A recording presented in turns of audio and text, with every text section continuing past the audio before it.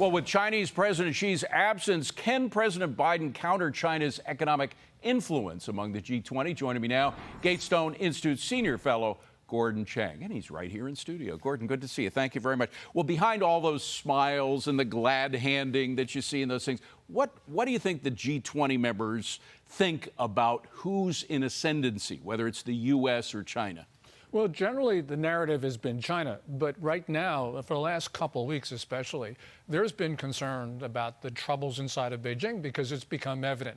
Purges at the Chinese military, purges in the foreign ministry, other unexplained developments. And it's given a lot of people pause because Xi Jinping is not in New Delhi.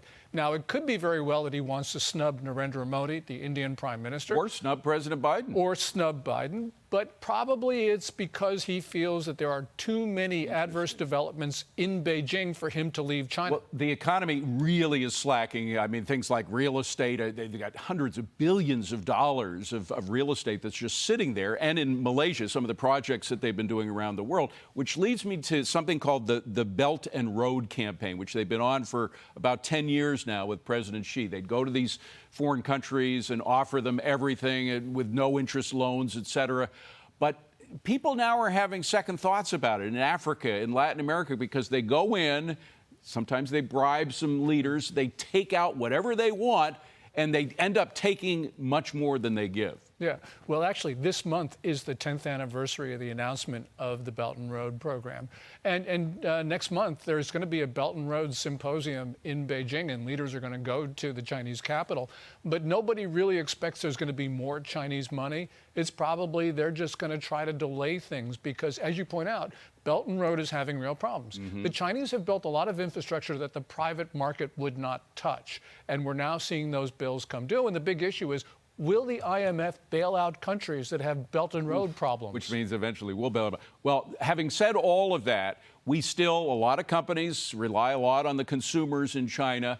And we saw Apple get hit this week very hard. It was down about $200 billion in market capitalization as a result of China announcing they weren't going to buy any more iPhones for government workers. And then they doubled that by saying we're not going to allow people who work for Chinese companies affiliated with the government to have iPhones. So that took a big chunk out of Apple's market. What they're doing is they're fighting back against our attempts to stop TikTok and Huawei, and that's going to hurt a lot of companies, right? Well, investors just have not been paying attention because the Chinese central government has not been allowing government workers to use Apple phones at work. So this is really more apparent than substance.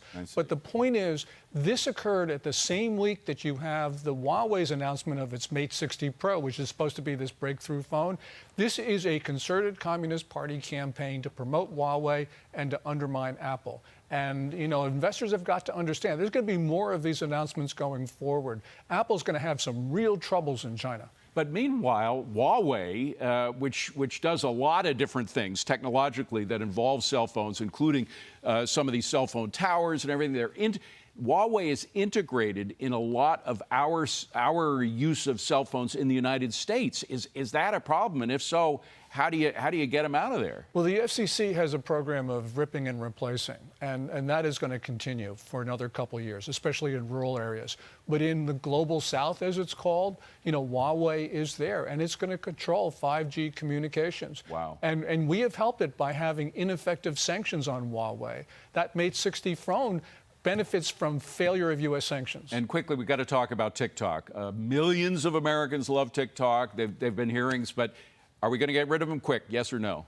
Probably not. Okay, we got to leave it at that. Gordon, good to see you. Thank you very much.